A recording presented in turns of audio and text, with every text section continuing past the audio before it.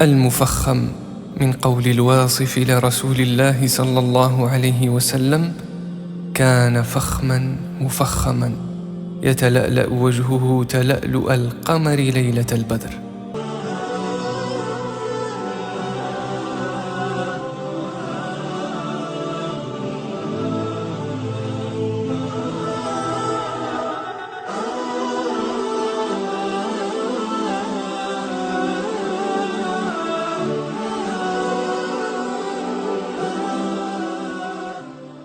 الحمد لله الأعظم، والصلاة والسلام على النبي الأفخم وعلى آله وصحبه وسلم، وبعد.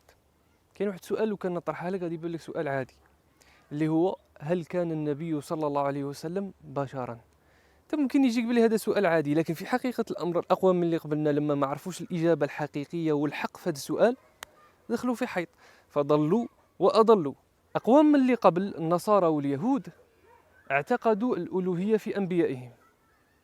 قالوا هما الله عز وجل ينقل عليهم: وقالت اليهود عزير بن الله، وقالت النصارى المسيح ابن الله. علاش قالوا هذا القول وعلاش عبدوهم؟ لأن شافوا فيهم معجزات كبيرة، فقال لك مستحيل، هادو ماشي بشر، هادو شوارع، هادو آلهة نعبدوهم من دون الله.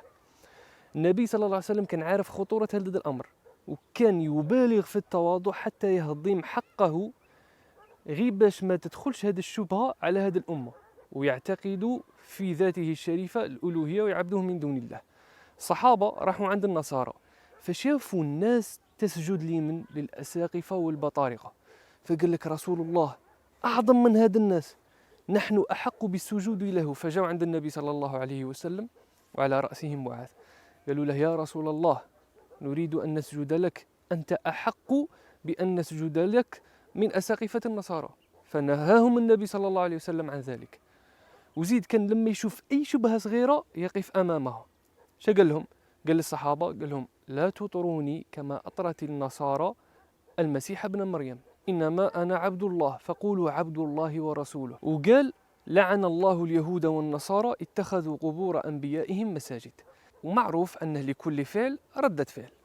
ردة الفعل الطبيعية اللي غادي تجي بعد هذا الفعل الأول اللي هو اتخاذ الأنبياء آلهة، هي تنزيه الأنبياء على مقام الألوهية. فخرجوا ناس باغين ينزهوا الأنبياء ومنهم النبي صلى الله عليه وسلم على مقام الألوهية، فكانوا يركزوا على مقام البشرية، يخاطبوا الناس دائما ويركزوا على بشرية النبي صلى الله عليه وسلم، معتمدين في ذلك على قول الله تعالى: قل إنما أنا بشر مثلكم. ويحبسوا هنا، هم الحق تاع ربي هنا يحبسوا، قل إنما أنا بشر مثلكم. فكان بعض الناس تربوا على هذه الفكرة أن النبي صلى الله عليه وسلم مثل البشر من كل وجه، وهذا خطأ عظيم فيه عدم تقدير وتوقير للنبي صلى الله عليه وسلم. فعلا هو بشر كسائر البشر، لكن من وجه، وباقي الوجوه هو فيها نبي يوحى إليه معظم، شرفه الله عز وجل بأعلى مقامات التشريف. راه أولو العزم من الرسل ما قالوش باللي رسول الله صلى الله عليه وسلم محمد هو مثلنا، ما قالوش هو كيفنا. نجو حنايا نقولوا باللي النبي صلى الله عليه وسلم كيفنا من كل وجه. القرآن أنكر على الناس اعتقاداتهم الخاطئة في الأنبياء وذكرها لنا. راح نشوفوا حنا ونتأملوا، راح نتلاقوا قسمين. القسم الأول اعتقاد الألوهية في النبي أنكرها الله عز وجل على الناس. القسم الثاني هو اعتقاد البشرية التامة المماثلة للبشر من كل وجه. الناس اللي كتقول على أنبيائهم كتقول عليهم: ما أنتم إلا بشر مثلنا تريدون أن تصدون عما كان يعبد آباؤنا، أنكر عليهم الله. والناس اللي قالت: إن أنتم إلا بشر مثلنا وما أنزل الرحمن من شيء، أنكر عليهم الله عز وجل. هذه الاعتقادات الخاطئة نفسها وقعت في حياة النبي صلى الله عليه وسلم وبعده.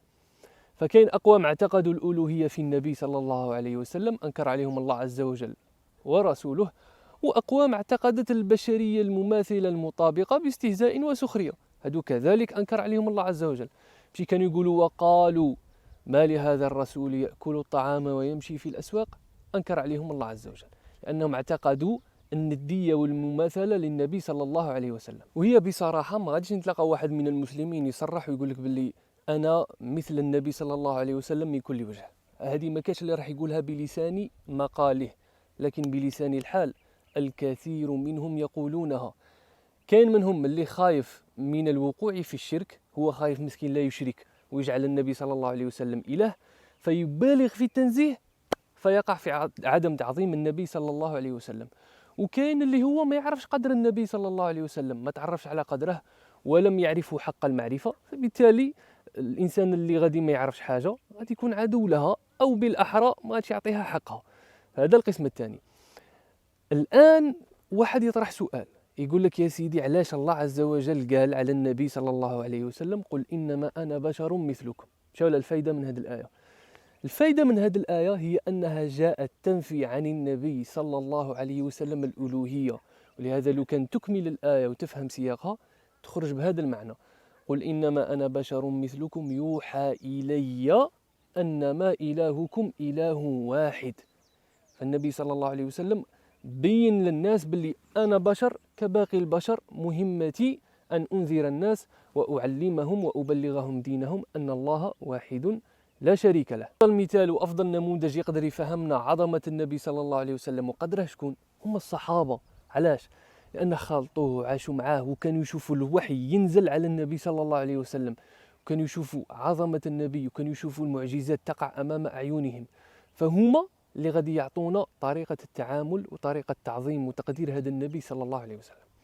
الحلقات الجاية راح نشوفوا كيفاش كانوا يتعاملوا معاه ونشوفوا تعظيمهم هما والتابعين، ونفهموا أكثر مقام هذا النبي الكريم. تهلاو في بعضكم بعض، نتلاقاو خطرة جاية إن شاء الله. السلام عليكم.